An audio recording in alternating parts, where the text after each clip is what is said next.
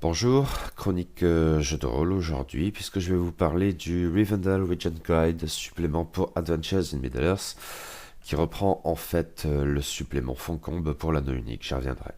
Le présent supplément, le Rivendell Region Guide, a été publié par Sophisticated Games et Cubicle 7 en 2018 et il fait 144 pages. Je poursuis l'exploration de la gamme d'Adventures in Middle-earth, cette fois donc avec le Rivendell Region Guide. Transposition des D5 du supplément Foncombe pour l'anneau unique, et à l'instar de son prédécesseur, ce supplément de contexte et de règles est intimement lié à un recueil de scénarios, en l'espèce Eriador Adventures, transposition des Vestiges du Nord, et j'y reviendrai plus tard. Or, j'avais chroniqué en leur temps ces deux suppléments de manière assez détaillée, surtout les Vestiges du Nord, certes. Et les différences entre les deux gammes, système mis entre parenthèses car je ne me sentirais pas encore très bien de le critiquer de manière approfondie, ces différences donc ne justifient pas fondamentalement une nouvelle chronique, nouvelle de bout en bout. En fait de différence, il n'y a probablement que trois choses à mettre en avant. Tout d'abord, un ajout en toute fin de volume avec un chapitre intitulé A Barren and Pastless Country, addition très bienvenue visant à personnaliser les événements tirés sur les tables de voyage, en notant, c'est important, que les suggestions contenues dans ces pages prennent souvent Eriador Adventures pour base, et il faudra donc sans doute y revenir en traitant de cet autre supplément. Ensuite, en dehors de cet ajout, il nous faut relever au rang des différences deux absences, entre guillemets, car elles n'en sont en fait pas vraiment. En effet, si la culture héroïque des rôdeurs du Nord ne figure pas dans ce supplément, c'est tout simplement parce qu'elle apparaissait dans la gamme d'Adventures in Middle-earth dès le Player's Guide. De même, les règles de création d'objets magiques, qui étaient un apport essentiel du supplément Foncombe dans la gamme de l'anneau unique, sont ici à vue de nez moins détaillées ou inédites pour la simple raison que le Lore Master's Guide comprenait déjà un système développé à cet égard. Ce qui ne suffit pas à régler totalement la question. Les chapitres dédiés aux objets magiques et aux armes et armures légendaires dans le Rivendell Region Guide demeurent assez amples, car il faut traiter des règles sur les jets pour trouver des objets magiques, de celles sur les objets maudits, du principe de l'index et de son illustration, etc. Mais pour tout le reste, c'est bien de transposition qu'il s'agit. Le Rivendell Region Guide ne couvre pas que Foncombe, bien sûr. La demeure cachée d'Elrond le demi-elfe est assurément un endroit important, et même probablement crucial pour les héros qui ne trouveront en principe guère d'autres sanctuaires dans le coin. Mais le supplément couvre plus globalement l'Eriador oriental. Nous avons franchi les monts brumeux qui marquaient la frontière occidentale de la gamme jusqu'alors, et envisageons désormais le pays qui s'étend à l'ouest jusqu'à Bree. Cette ville et ses environs immédiats ne sont toutefois pas décrits ici, mais réservés pour un autre supplément, déjà sorti semble-t-il. Quand je le lirai, ce sera la première fois que je me pencherai sur un supplément d'Adventures in Middle-earth sans avoir lu au préalable l'original dans la gamme de l'anneau unique. Donc un pays qui s'étend à l'ouest jusqu'à Bree, au nord jusqu'au mont d'Angmar, et au sud jusqu'aux ruines de Tarbad.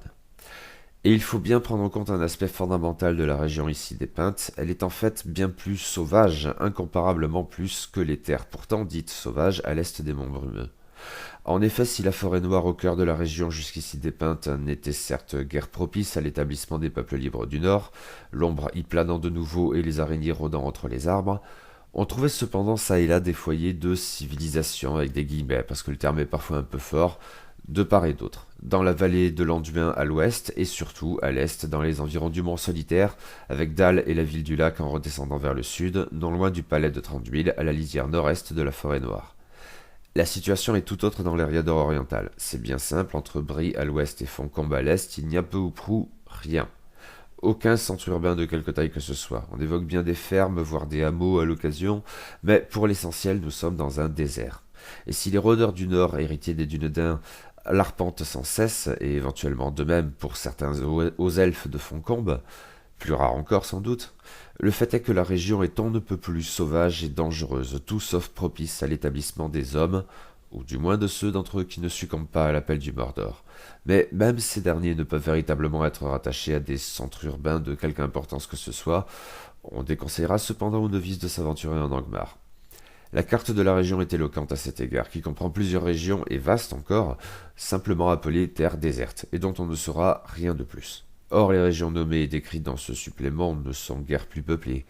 Si l'ensemble de la région n'est pas qualifié de sauvage à l'encontre de ce qui se produit à l'est des monts brumeux, c'est sans doute parce que cette zone géographique n'a pas toujours été ainsi. Elle a abrité des civilisations importantes, les elfes des régions s'alliant, outre les nains de la Moria, aux héritiers de Numénor ayant fondé le royaume d'Arnor, bien vite cependant scindé en 3 royaumes concurrents qui ont succombé progressivement. Les ruines sont partout dans le nord, à condition de pouvoir les repérer, tant nombre d'entre elles, sous le poids des ans et des assauts des orques et autres troupes du roi sorcier d'Angmar, ont été peu ou prou réduites à néant. Et la défaite au bout du compte du chef des Nazgûl n'y a en fait rien changé. L'Eriador oriental n'est plus que le reflet désert et déprimant d'une vaine gloire depuis longtemps oubliée. Et aux araignées géantes de la forêt noire qui formaient une part essentielle du bestiaire de la gamme antérieure pour compléter les inévitables orques, répandent ici les trolls qui ont fait des régions les plus orientales de l'Eriador leur terrain de chasse, tandis que les morts vivants d'une espèce ou d'une autre y abondent plus que partout ailleurs, des sinistres hauts des Galgal aux inquiétants reliquats de l'Angmar. C'est là une force indéniable et l'éventuelle faiblesse de ce cadre de jeu. Il est superbement rendu dans ce supplément qui met bien en valeur l'ambiance très particulière de cette région maudite, mais c'est aussi un cadre très rude, plus sauvage encore que les terres sauvages donc, qu'il peut être délicat de mettre en scène.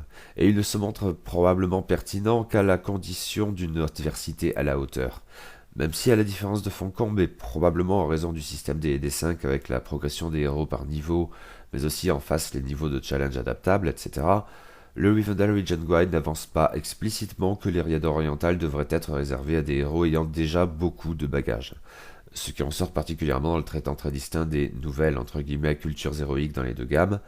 Dans Adventures in Middle-earth, on pouvait jouer un Dunedain dès le départ et un haut elfe de Foncombe relativement jeune, à la suggestion de ce supplément cette fois, n'est pas absolument plus puissant que tout autre personnage du même niveau.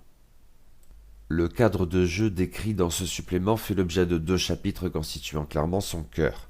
Le premier portant sur l'histoire de l'Eriador est remarquablement bien fait, d'une lecture passionnante et, en même temps, transmettant bien au lecteur le caractère passablement dépressif associé à la région. Tout au plus s'émettrai-je une très mesquine et pinailleuse remarque, en fait exactement la même que celle que j'avais formulée en chroniquant Foncombe.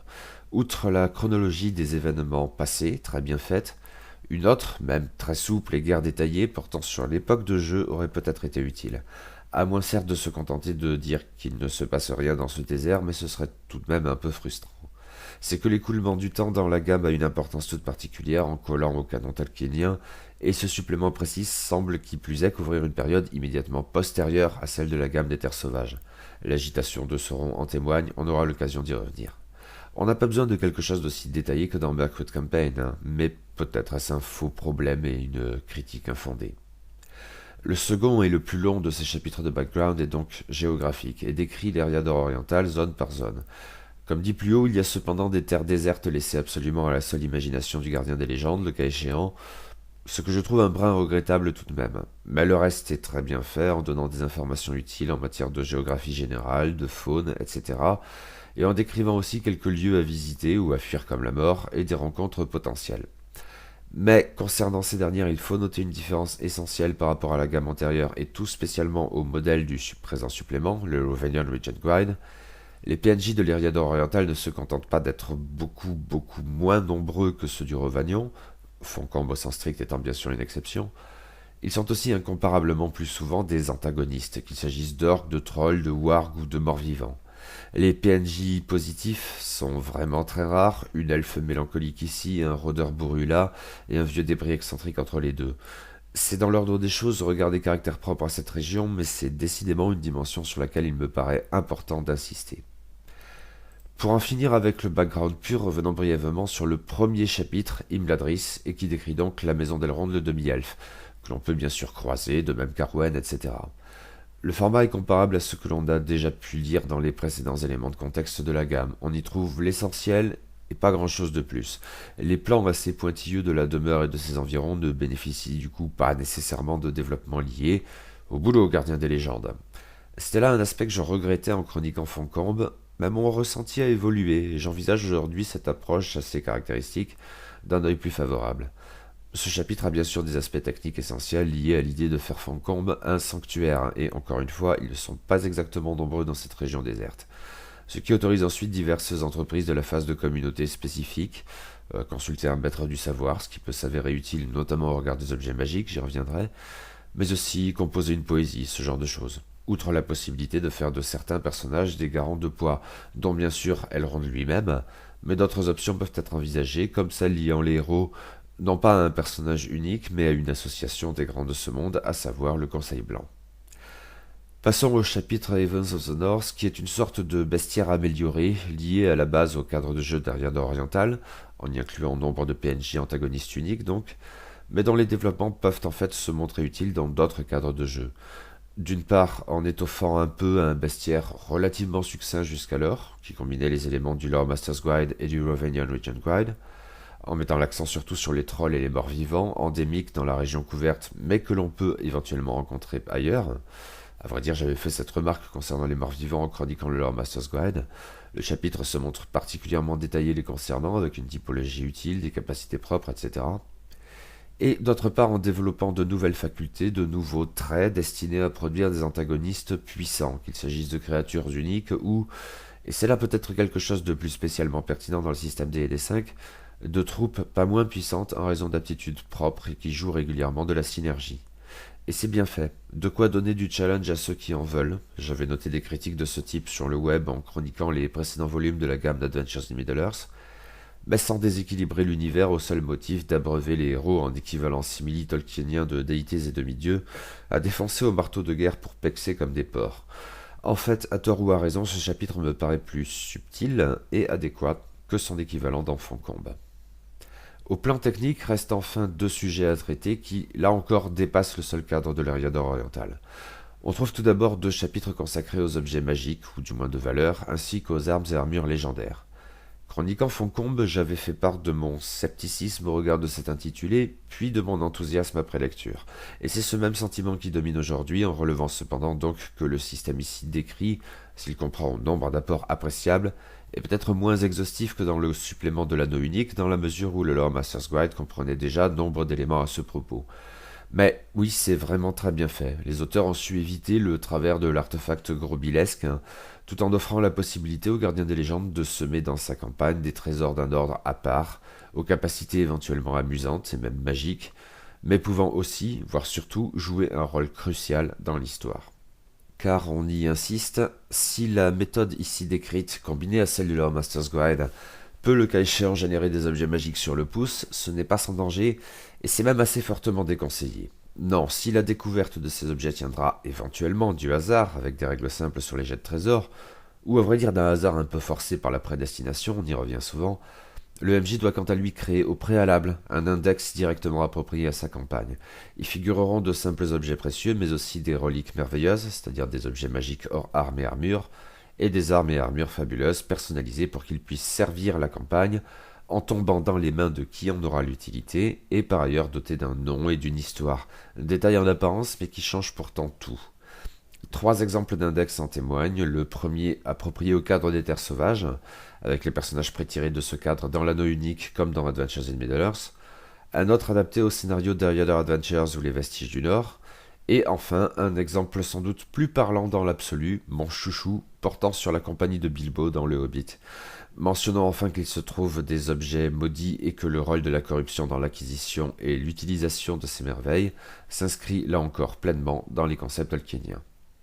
Reste enfin un chapitre sur l'œil du Mordor. Sauron se manifeste de plus en plus, d'autant que nous sommes en principe quelques années après le début de la campagne dans les terres sauvages, comme défini dans les suppléments antérieurs.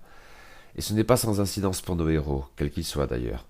Ils peuvent attirer son attention, chose toujours dangereuse. D'où l'idée de tenir un compte de la vigilance de l'œil, fluctuante au gré des situations et incidents, dépendant par exemple du nombre de personnages de la compagnie, de leurs origines, de la région où ils se trouvent, de leur démonstration de facultés hors normes voire magiques. Passé un certain seuil, car les héros peuvent se montrer précautionneux, il en résulte la traque, qui n'est pas à prendre au pied de la lettre. Bien sûr, il ne s'agit pas de faire systématiquement apparaître une bien opportune bande d'orques de passage, mais bien plutôt, pour le MJ, de traduire d'une manière ou d'une autre une adversité plus forte ou pesante. Ce mot me paraît très indiqué. Plus que de confronter systématiquement les héros à tel ou tel combat ou obstacle, l'idée sera donc d'exprimer une mauvaise volonté de la nature elle-même à laisser faire les choses, évocatrice d'un sombre destin s'acharnant tout particulièrement sur la communauté. À condition de prendre bien soin d'éviter les solutions de facilité, il y a là sans doute là un bel outil d'ambiance, et qui, comme toujours dans cette gamme décidément subtile, s'avère parfaitement approprié à l'univers tolkienien. Il faut toutefois prendre garde à ne pas rendre l'épreuve des PJ insurmontable avec ce genre de règles optionnelles. Mais avec des héros un peu aguerris et un MJ qui fait preuve de souplesse, c'est sans doute tout à fait pertinent. Un bon supplément donc, voire très bon, même si à manier avec quelques précautions. Il comprend un cadre aussi fascinant que rude et des éléments techniques ou de background pouvant changer la perspective de jeu, d'où la nécessité de prendre bien garde à ce que l'on en fait. Prochain épisode, le supplément jumeau de celui-ci, Eriader Adventures, transposition des vestiges du Nord. Un de ces jours.